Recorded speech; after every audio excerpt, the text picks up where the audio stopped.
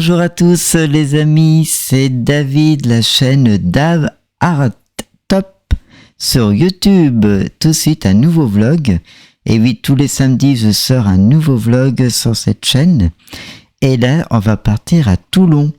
Et oui, je suis parti à Toulon il y a 2018. Et là, vous voyez le haut de Toulon. Voilà, la hauteur de Toulon. Voilà, la végétation, c'est très provincial, c'est dans le 83, c'est magnifique. Je vous laisse admirer un petit peu ce paysage merveilleux de Toulon, c'est magnifique, magnifique.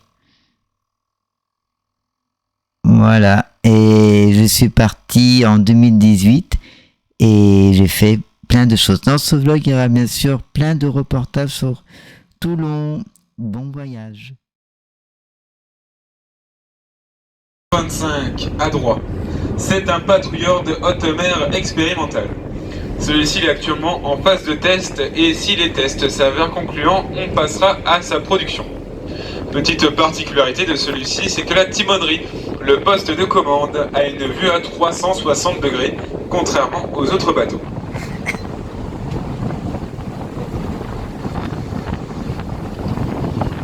Et à gauche de l'appontement numéro 4, nous trouvons une frégate furtive vue par l'arrière. Ah ouais. On va avancer un peu. C'est la F713 Aconite. Alors Aconite, c'est le nom d'une frégate anti-sous-marine, qui lors de la Seconde Guerre mondiale a eu l'exploit de détruire 2 sous-marins allemands dans la même journée. Nous passons maintenant à l'appontement numéro 5, messieurs dames, avec sur sa gauche le L9013 Mistral. C'est un BPC. C'est le frère jumeau du Dixmude qu'on a vu précédemment. Alors je peux vous faire remarquer le radier. Vous savez, ce hangar qui permet le débarquement des chalands. On regarde en dessous de l'immatriculation L9013, c'est cette porte quadrillée qui vient s'ouvrir. Et d'ailleurs au-dessus de l'immatriculation, c'est l'ascenseur porte-hélicoptère actuellement en position basse. Alors ces BPC, messieurs, dames, vous en avez déjà entendu parler il y a de cela quelques années, avec un certain monsieur Nicolas Sarkozy. Un petit homme qui passait à la télé. Alors pas de politique à bord. Notre ancien président qui avait décidé de vendre 2 navires similaires à la Russie. Après quelques tensions politiques, on a décidé de les racheter 40% plus cher pour finalement les revendre à l'Égypte. On remercie nos contribuables.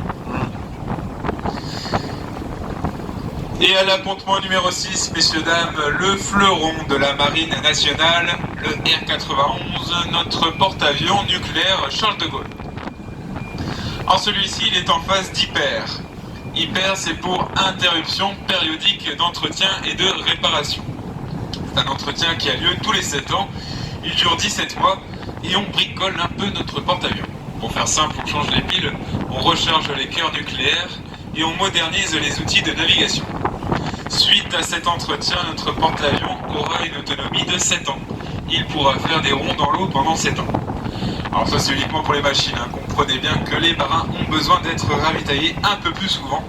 L'autonomie en mer est de 45 jours. Tous les 45 jours, faire le plein et prévoir un gros caddie, car le panier moyen est de 200 tonnes de vivres fous.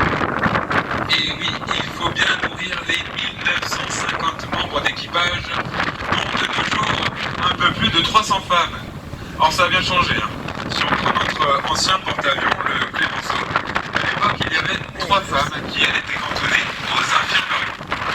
Aujourd'hui on trouve des femmes pilotes de chasse sur notre porte-avions, les pilotes français qui font partie des meilleurs de la planète. Pour tout vous dire, même les pilotes américains n'osent pas atterrir sur notre porte-avions, soi-disant trop petit pour eux. Et c'est un peu vrai. Si on prend le classement des plus gros porte-avions, les 14 premiers sont russes américains, et le suivant c'est le nôtre.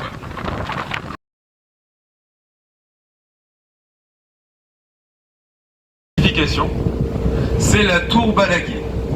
Alors elle aussi date du XVIIe siècle et elle aussi a été réalisée selon les plans de Monsieur Vauban. Alors je m'approche doucement et on va comparer un peu les deux forts. Et on se rend compte que les bouches à feu sont en hauteur. Alors pourquoi? Car à l'intérieur de cette tour, il y avait un grand fourneau. Ce fourneau servait à chauffer les boulets à rouge et ces boulets brûlants étaient envoyés en direction des mâts et des voiles des navires ennemis qui s'embrasaient à leur contact. Alors là, messieurs, dames, ce que je vous ai dit, c'est très important. Car M. Vauban avait étudié la rade toulonnaise et s'est aperçu que sous nos pieds, il y a un courant marin établi. Ce courant marin vient de l'avant du navire et se dirige vers l'arrière.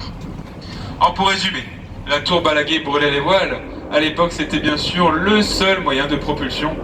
Du coup, ces bateaux se laissaient prendre par ce courant. Et on regarde derrière nous, qu'est-ce qu'on voit? Le Forcade de l'Aiguillette.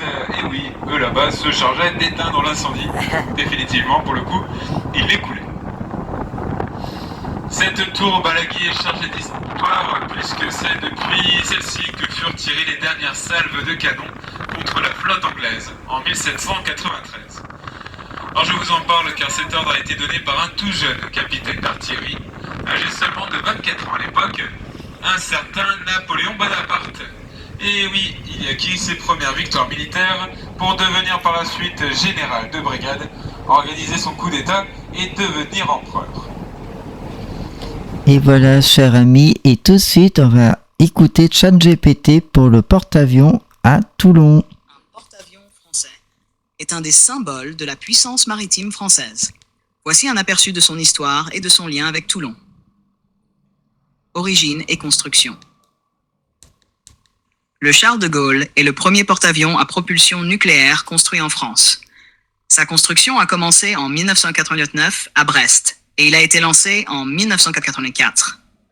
Il a officiellement été mis en service en 2001, succédant au porte-avions Foch. Ce navire est destiné à assurer la projection de puissance aérienne et maritime.